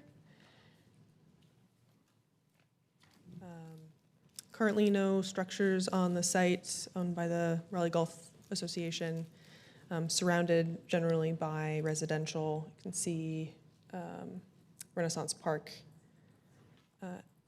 area there for reference. So a set of conditions that would apply to, I should have mentioned, the property to be rezoned RX4 is this one here, and then this other parcel is the R10 conditional use district. So zoning conditions that would apply to the RX4 piece would prohibit some residential land uses, would cap the number of dwelling units, provide a height limitation within 100 feet of certain neighboring properties. It would install a traffic signal at Tryon Road and Fairway Drive if more than 100 units are developed. That's assuming NCDOT signs off on that. There would be a stub for future cross-access provided to 1526 Tryon Road, and then a condition committing 2% of the dwelling units to be made affordable for households earning 60% of area median income. These are the zoning conditions that would apply to the R10 portion. So also prohibiting one-use boarding house, capping the number of dwelling units, and prohibiting the apartment building type. So existing versus proposed, I see an increase in residential entitlement. Portion of the RX4 portion of the site would allow up to 4 stories building height. And then RX does allow a small amount of commercial use if located at the corner of 2 public streets. Request is consistent with the comprehensive plan. It is inconsistent with the future land use map, particularly the private open space and low-scale residential. We're requesting additional intensity than those both envision. Some consistent policies triggered here. Some inconsistent policies are future land use map consistency, and then zoning and infrastructure impacts is cited because of a nearby road, Parr Drive, is actually surrounded by a separate parcel. So access to that road would require coordination with that neighboring property owner. Planning Commission voted unanimously to recommend approval. And as I mentioned, it is inconsistent with the future land use map, so approval would amend the map, both of those areas, to medium-scale residential. Happy to answer any questions you have. Thank you. Questions? Yes. Yeah, this might be for transportation. I know there was some mention in the staff report about concerns for entrance and exit on Tryon Road. Have those been addressed by NCDOT? Transportation staff can answer that question. Thanks. Good evening, Carter Robertson with Transportation. Yes, in our initial conversations with NCDOT, they did express some hesitancy and some concerns about providing some access in this area right here onto Tryon Road. It's my understanding that the applicant has been working with NCDOT and they've been warming up to the idea. I think they may be able to speak more to where their current position is on this, but ultimately, since that is DOT maintained roadway, they'd need that permitting to get that access point right there. And so if there was not access on Tryon Road, the development would need Fairway Drive, I assume, for all entrance and exit? Right, well, when it comes in for site plan, depending on how many units are developed, if more than 300 are developed, there will need to be 3 different access points that would be allowed under the proposed zoning. So Fairway Drive would be an option, Tryon Road, and Bruce Circle, another one in there. And I expect the applicant will go through their plans for those access points. Could you also talk about the status of Fairway Drive just as a road, what it is Right. like right now, and any plans for improvement? Right. Right now, it is unimproved with no curb and gutter. It is a city-maintained road. Our leadership in our department have had some preliminary conversations with the applicant about potential opportunities to bring Fairway up to standard, maybe get some sidewalk down to Tryon Road. But as of now, there are no conditions or formal development agreements at the table. Right now, conversations have been high level, seeing what we could do on Fairway. Okay, and my understanding is traffic calming is planned for Fairway, is that correct? Right. That was one of the traffic calming projects in this current bucket of projects. It's been advertised. Our staff is working with the contractor right now to get that finalized. We hope to have that due by the end of September construction schedule, and we'll make that known on the website. And what type of measures would be installed there? 5 speed cushions from Tryon up to Carolina Pines. 5 speed cushions between Tryon and Carolina Pines? Yes. Okay, thank you. Other questions? Okay. All right, so we will open the public hearing for Z5224. We have 2 folks signed up in support, Toby Coleman, Ryan Summerwell, and 1 in opposition. Need to reset the clock. All right. Good evening, Mayor, members of council. Toby Coleman with Smith Anderson here on behalf of the applicant. And in particular, I'm here on behalf of Dominium. They're a nationwide affordable housing developer who has brought this rezoning forward to facilitate affordable housing on the property that's zoned RX4. Hannah did a good job of outlining the zoning conditions. I think a couple of things I just want to underline. These are, as you can see, 2 different sort of zoning areas. The area in blue is where the apartments would go. The purple area, which is referred to often by our team as the hook, it's like the 14th through 16th hole, perhaps, on the RGA course currently, would be zoned R10. What happened there was we had initially proposed zoning at RX4. We heard from the neighbors in Renaissance Park that they had concerns about density. So we downzoned it to R10 with a limit of 175 units. As you can see there, that's roughly about 8 units an acre, which is consistent actually with the Renaissance Park density. And it's lower density than the existing apartments that it surrounds. It's more or less consistent actually with an R6 density. It's a little bit, allows a little bit more density for single family homes than R6, but a little less density than for townhomes than R6. One of the other things I'll note is because it is consistent with R6, we would argue that the hook portion actually is consistent with moderate scale residential designation, which is pretty much everything that surrounds it.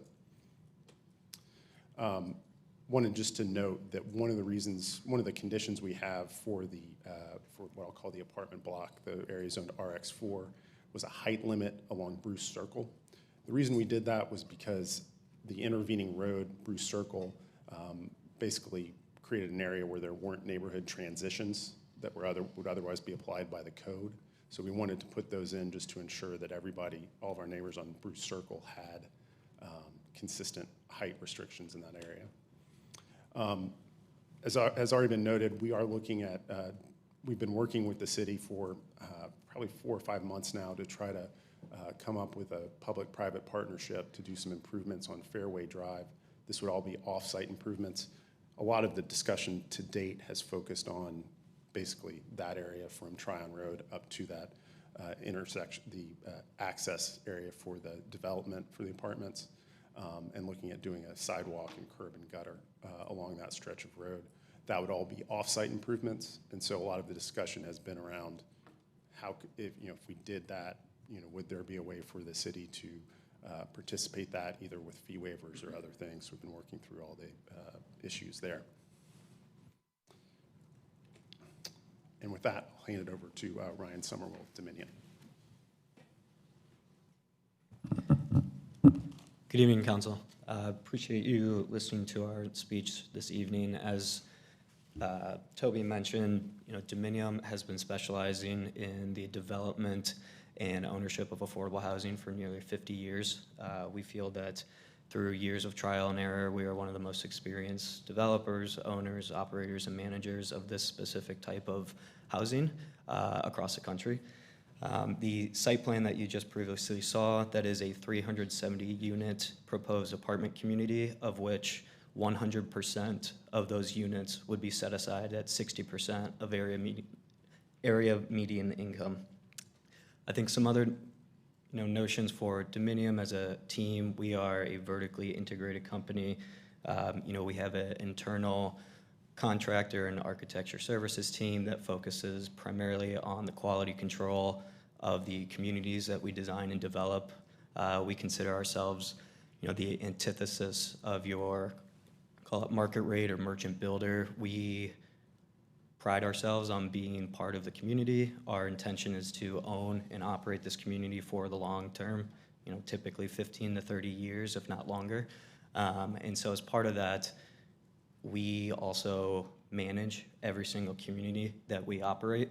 The goal of that, and really the intent, is to have an alignment of values and interests at the site. We don't view our property management portion of our community as profit-driven. We spend the time to put in the necessary capital improvements, put in the amount of quality and repairs needed to ensure that the communities that we own and operate are at a quality that's consistent with us nationwide. So happy to answer any additional questions about this community and this proposed development. Like Toby mentioned, we've had multiple neighborhood meetings.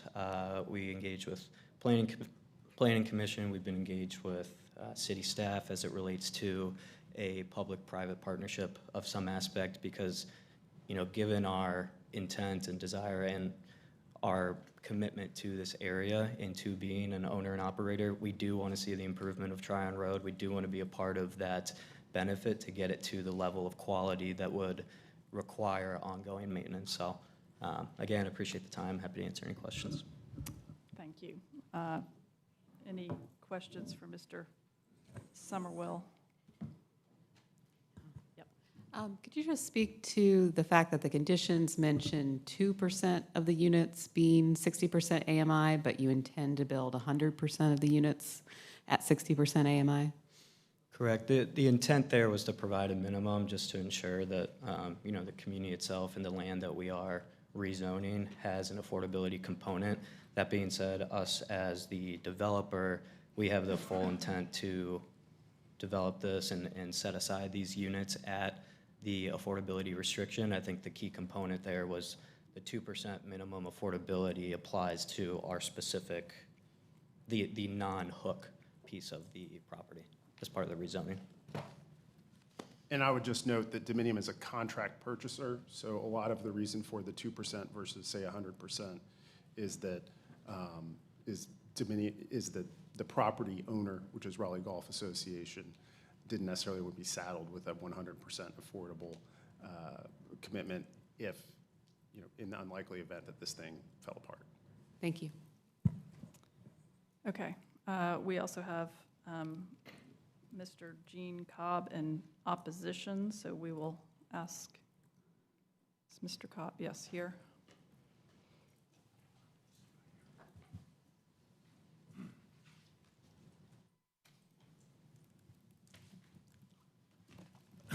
Good evening. My name is Gene Cobb. I'm represent this evening Delta Sigma Phi Road Chapter Alumni Corporation Board, which is the owner of that property at 1526 Tryon Road. I live and work, I formerly worked in West Raleigh in the old part of Meredith Woods subdivision, so Christina is our rep. So, and I suppose Stormy and Jonathan also. I'm a retired civil engineer. I've helped design many development projects in the Triangle area over the last 50 years. We're in a little bit of dilemma tonight. We don't really like to oppose this development, but we feel like it will impair our property if it's not properly protected, particularly with a buffer along our western border, and we want to help you understand that if we can. We submitted a written statement through your portal, and I hope that you received that, and I believe you have, since it's showing on our screen. But I do have hard copies here if anyone would want a hard copy.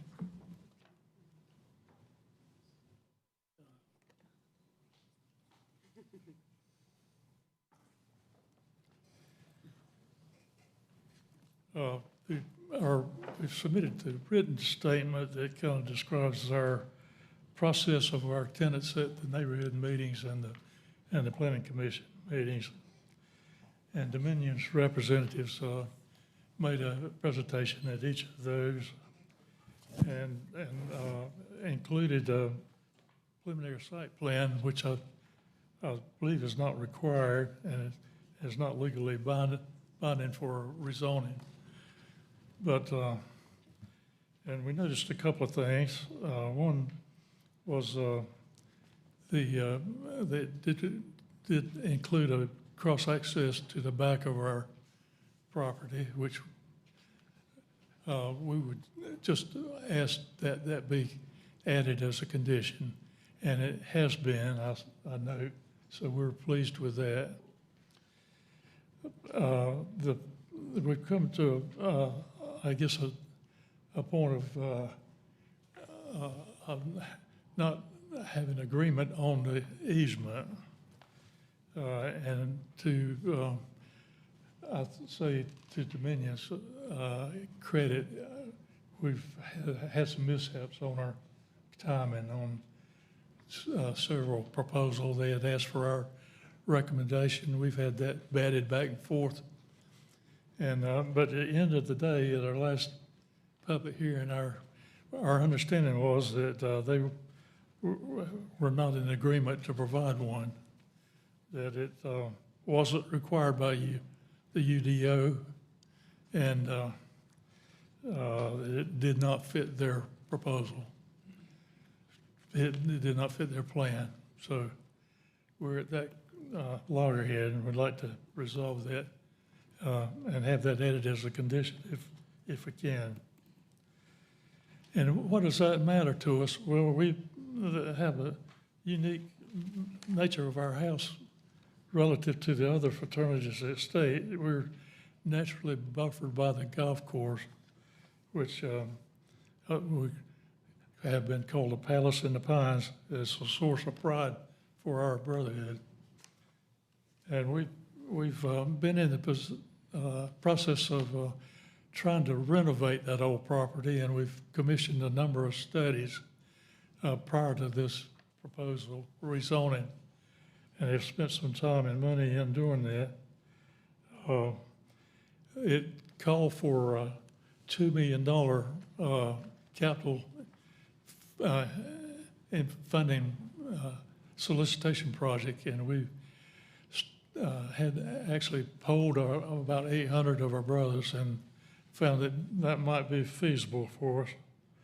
But that was, and then we commissioned planning staff to go through the preliminary planning for our proposed improvements, and including as a first step, the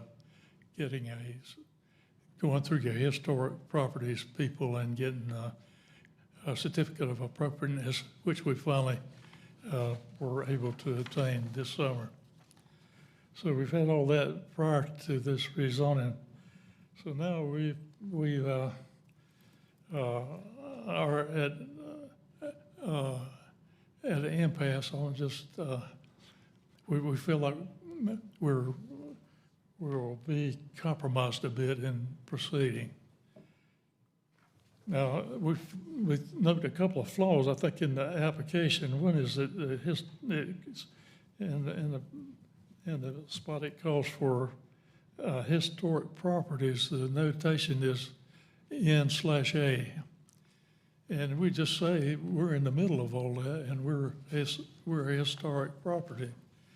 And we've in our reference material, we have a historic report that was done in '99, and it's interesting to read if you have. It might take the time. It outlines the development that was proposed then back in the 30s for the Carolina Pines Resort complex, and which unfortunately the timing was bad and it went bankrupt. But our house was cut out as that 7 acres as a separate property, which we acquired in 1957, have maintained ever since as a fraternity house. So we want to emphasize that we've maintained that site pretty much as it was in that report that was done 25 years ago, which noted that it was pretty much in the same shape that it was originally. So our conclusion is that we feel like we are a little bit compromised in continuing to maintain our property there as a fraternity house and as a historic property if we cannot be somehow clearly buffered from the development proposed in this rezoning. So our question is, will you help us or will you not? We thank you for your consideration.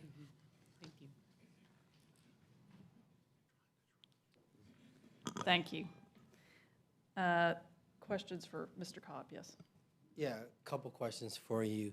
You mentioned that something about egress on the back side of your property. Can you speak to that? Because I see Parr Drive goes directly along your property from the front to the back. That's an odd situation. The property along Parr Drive on both sides is owned by the apartment development in the back of the property. Okay. So, and we do have a access easement, 30-foot wide, at a spot 400 feet from the front, from the entrance. And we have not chosen to develop that as of now. We have tried to, we've tried to have the apartment owners move that easement a little further up toward the Trine Road and have been refused. So that hopefully will be part of our capital improvement project when we get to that point in time.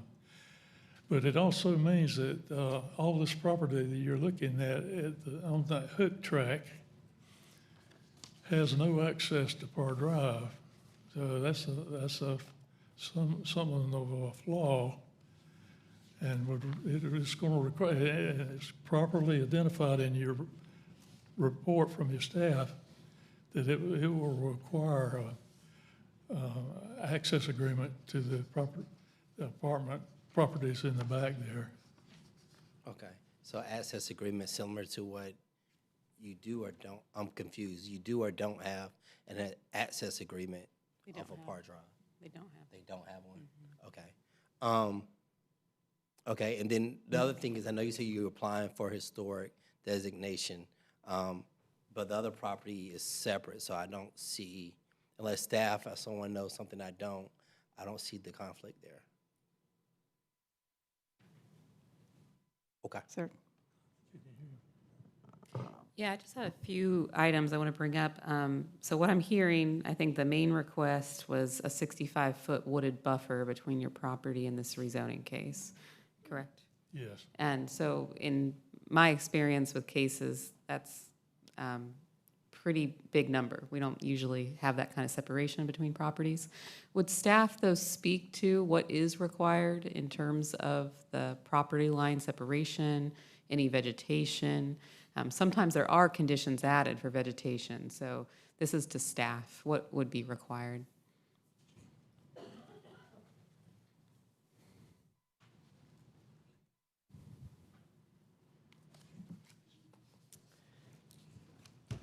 So, taking a look at the zoning map again, to jog my memory. Between mixed use and residential districts, neighborhood transitions apply. In this case, though, the property in question is right here, also has mixed use zoning. So that is not a requirement that would be triggered under mixed use zoning on this parcel. So in short, we're looking at setbacks. Setbacks. And what are the setbacks? I'd have to. Yeah, sorry. Okay, so I just want to note that that's been a request made to have some kind of vegetative buffer. That could be a potential condition to add. I will say I would like to hold this case for 2 weeks, and primarily because of the hook and some of these transportation questions. There were a number of residents who live on the southeast side here of the property in Renaissance Park who were not able to be at the public hearing today because they got confused by the notice. The notice went out for this public hearing. It was supposed to be 1 p.m., but then obviously we're hearing it at 7. My intention was that it would be at 7 so that neighbors could attend, and there were a lot of interested neighbors, and we received a number of emails from them today. I had a good conversation with one of the neighbors and with Toby just before this meeting, and the hook is just still an area of contention. And, you know, I'm very excited about the affordable housing opportunity here. I think that's a great opportunity. But the hook, from what I understand, there's no plan at the moment to develop it. And so if that could be reduced or removed from this rezoning case, it would certainly make me feel a little bit better about the number of units that are coming online here, given the potential transportation issues. I know at the end of the day, the developer team has to figure that out, so you won't be able to build what you can't get in and out of the property. But given the state of Fairway Drive, I just think there's a number of questions there. So that would be my suggestion. And I know within 2 weeks, it would be up to the applicant team to provide any new conditions by this Friday. Toby, does that sound reasonable, or would you all want more time? That's reasonable. We'd be happy to try to work with both council and the neighbors to see what we can do. We are limited to some extent, just to put all the cards on the table. Dominium does not have the quote-unquote hook under contract. So its purchase contract, what it says is you are required to try to rezone this property. And so we're contractually obligated to continue to move this forward unless the Raleigh Golf Association says, no, you can drop it. Dominium doesn't have any plans for it, but we have been working with the Raleigh Golf Association to do so because it's their belief that they would like it done altogether. Thank you. Yep. Just to clarify, your client is under contract for all of it, including the hook. There's just no development plans for the hook? No. So okay. So they're sort of on the hook to rezone the hook, even though they're only purchasing a portion of it. That's very well said. All right, thank you.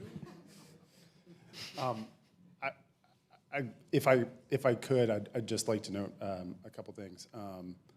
One is that obviously while we have had some unique access issues for the portion that would have apartments, we do think there's multiple accesses on the east side. There's multiple streets on the west side, and as transportation reported, we have been making progress with DOT.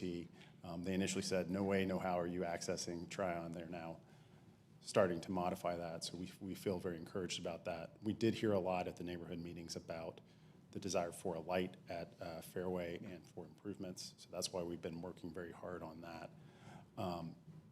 We have tried to work with Mr. Cobb and his fraternity regarding their requests. We did honor their request and put in a condition for cross-access, just to make that explicit as they asked. Frankly, the reason we didn't grant their request for a buffer is it's a fraternity house next to apartments, and it's zoned OX3. And, you know, I'm not making any assumptions about fraternities, but I did go to college. So, you know, we sort of looked at that and we said, well, that's one area where we're not going to give a buffer. So. I'll just add one thing. I was in a fraternity in college, though our house was not over here. I did go to NC State, though. I will say, I do think what makes maybe their home a little unique is it is a historic property, and it has been there a very long time. And so if there is any flexibility on providing them some sort of vegetation, I think that would go a long way to some goodwill to your client's future neighbors. We'll take a look at it. I'd also add that the new residents might enjoy separation from the fraternity. Yeah, well, and I mean, certainly we are sensitive to that. Okay. Do I need to make a motion to hold it?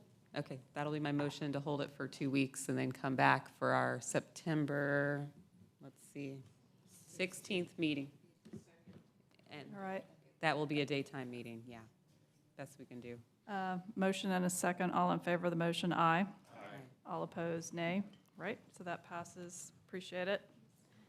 All right, we have 2 more items this evening. TC 1124, pedestrian passages.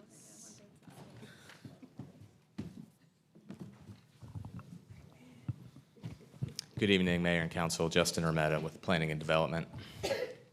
This text change, TC 1124, is being brought forward by staff in sustainability, transportation, and planning and development.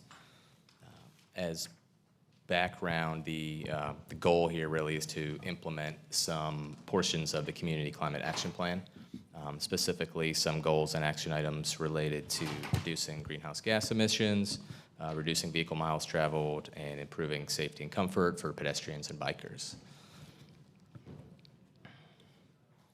So to that end, there's 3 components to the text change. The first is hoping to provide safer crosswalks by reducing the distance pedestrians have to cross and encouraging motorists to slow down as they approach intersections.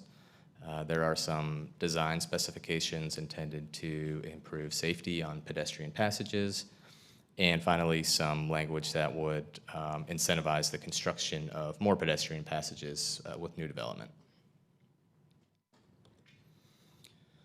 So with regards to crosswalk safety, you can see here this what this ordinance would implement is the curb extensions or bulb outs that would kind of narrow the distance that a pedestrian has to travel to cross an intersection.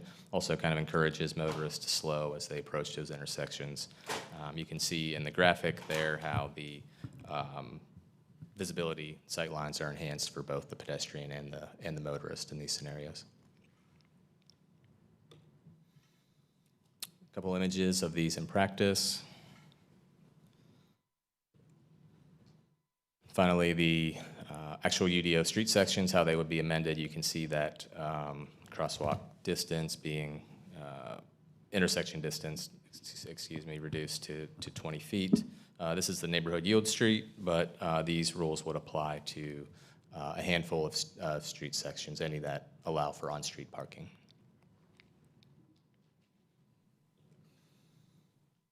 With regard to pedestrian passage design, the intent here is to signal pedestrian priority. So through the construction of a pedestrian passage, when it intersects with an internal access drive, i.e. a surface parking lot or drive aisle, the paving material either would have to continue across the drive aisle or parking lot, or the height would have to be raised of the access drive to meet the height of the passage through the intersection.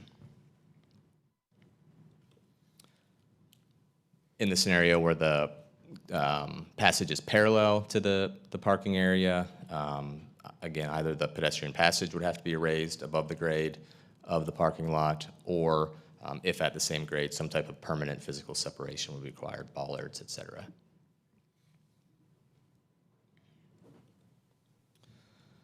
Finally, to incentivize the construction of pedestrian passages, this text amendment would expand current allowance that permits a block perimeter to be extended by 50% when pedestrian passages are included.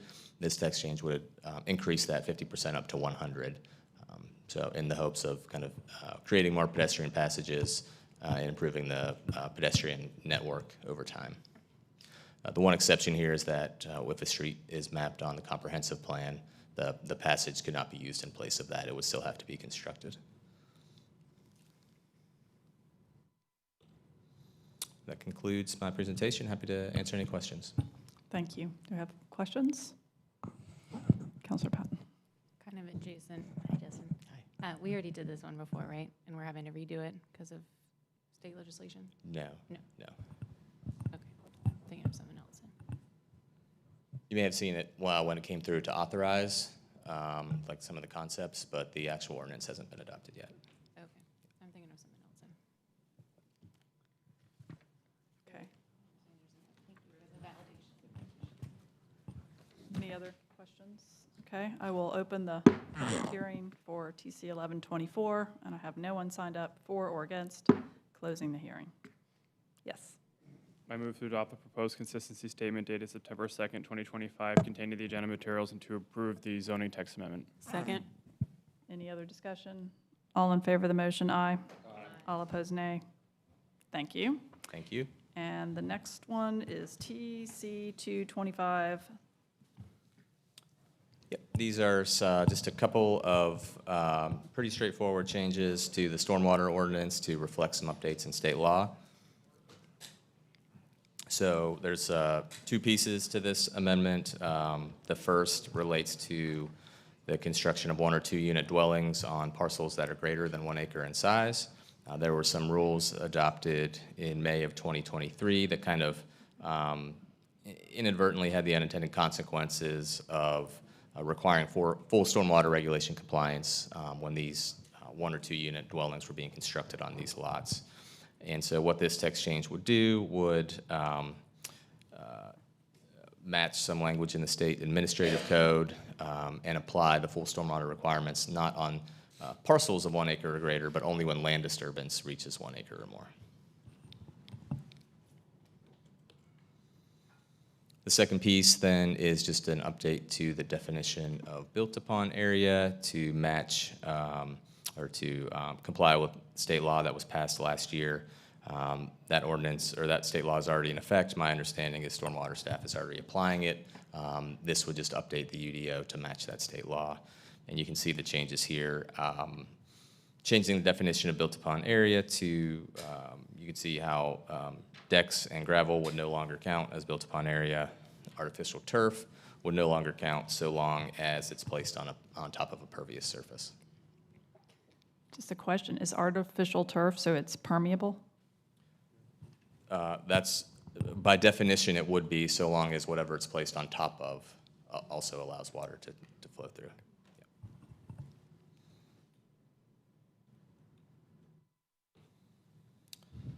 So again, just 2 changes to update the UDO to reflect state law.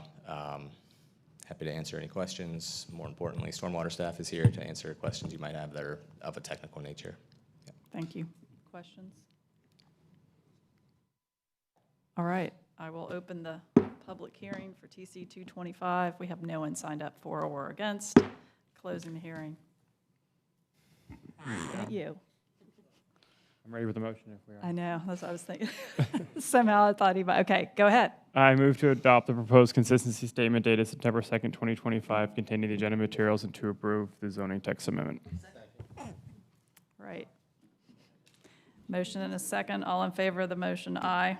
All opposed, nay. Motion passes. Thank you, and we are adjourned.